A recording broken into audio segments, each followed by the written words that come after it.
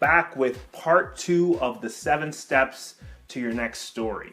If you haven't watched the first video, stop now, go back, and watch the first 3 steps before continuing, because it will make more sense.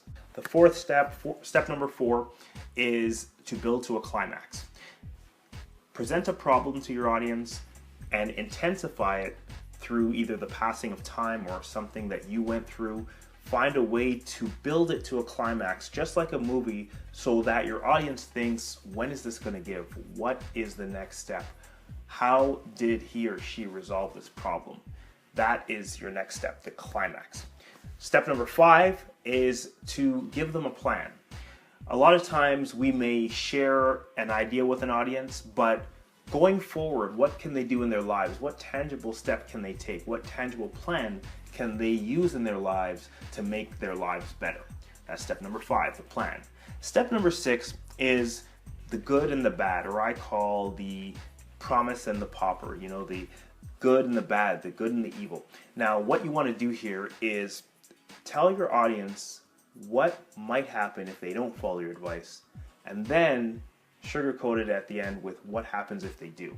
And here's why you do that, because a lot of times you may tell someone to do something, and it's like telling kids to do something. Sometimes you have to tell them what the punishment's going to be to make it more attractive to follow your advice or your words of wisdom or whatever you tell them to do.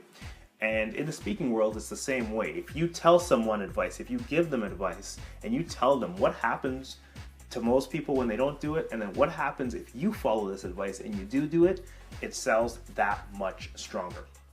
And finally, finish strong. Nothing is more memorable in your speech than your start and your finish. If you can end strong with a powerful phrase or a question or something that resonates in your listener's mind, a lot of times they will remember what you say at the end of your speech more than they'll remember your message itself. How did you leave them at the end? Speaker Les Brown says, we remember feelings more than words, and we remember how we feel at the end of a speech, not always what was said. So how can you finish strong? Use these 7 steps and you will be well ahead of most speakers out there, and you'll have a story that people want to hear again and again. Until next time, keep speaking, sharing, and serving.